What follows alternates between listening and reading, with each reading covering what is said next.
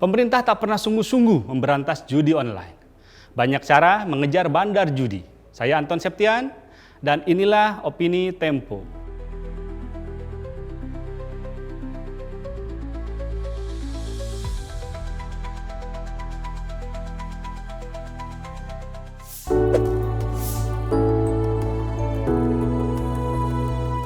Seperti dalam banyak perkara, polisi agaknya tak pernah sungguh-sungguh memberantas judi online. Hanya pemain dan bandar kelas cere yang disasar, bos besar permainan haram itu tak pernah disentuh. Apalagi politikus dan jenderal yang melindungi mereka.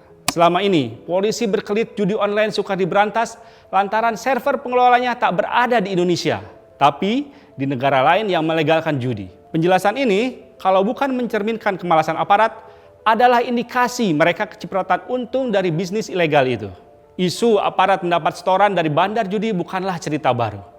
Ketika kasus pembunuhan ajudan Inspektur Jenderal Polisi Ferdi Sambo terungkap, terkuak isu pengelolaan konsorsium 303. Angka 303 merujuk pada pasal dalam Kitab Undang-Undang Hukum Pidana tentang perjudian. Sambo dipercaya menjadi pengepul setoran pengusaha judi untuk pelbagai keperluan. Rumor yang menyebutkan setoran judi online telah dipakai untuk pelbagai kegiatan pemenangan pemilihan umum 2024 harus ditelusuri.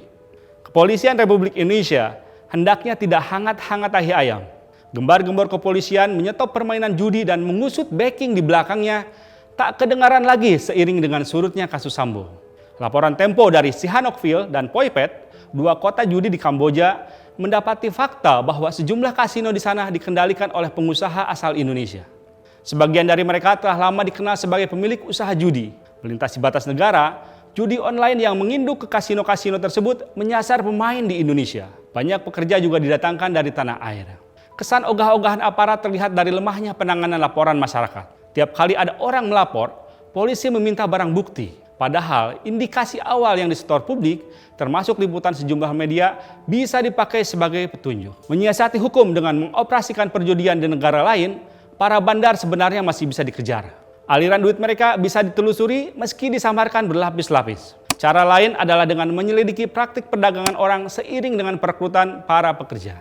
Judi online bisa pula ditangkal dengan menutup akses pengelola judi di internet. Pemerintah punya Kementerian Komunikasi dan Digital yang bisa mencegah situs judi diakses masyarakat. Pemblokiran oleh Kementerian Komunikasi dan Digital selama ini juga dilakukan tidak serius, terutama setelah lebih dari 10 pegawai kementerian itu ditangkap karena melindungi situs yang pemiliknya membayar setoran. Sekitar 1.000 situs diketahui rutin memberikan upeti agar leluasa beroperasi.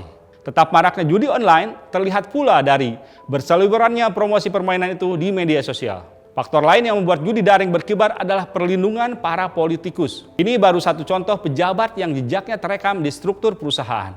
Tak sungguh-sungguhnya pemberantasan judi online merupakan cemooh bagi pemerintahan Prabowo Subianto yang kerap beretorika tentang nasionalisme dan kemakmuran rakyat. Judi telah menyebabkan larinya uang ke luar negeri, hal yang kerap dipersoalkan oleh Prabowo Subianto.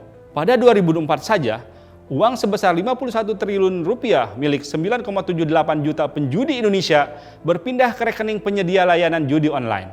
Dampaknya, orang jatuh miskin. Sejumlah studi menunjukkan korelasi nyata antara kemiskinan dan kriminalitas. Tak perlu banyak cincong bagi aparat untuk bertindak. Yang diperlukan adalah keberanian pemerintah menangkap mereka dan tak berkompromi dengan para pengelola judi online, betapapun mereka elit dan para pejabat tinggi. Simak opini dan liputan selengkapnya hanya di tempo.co.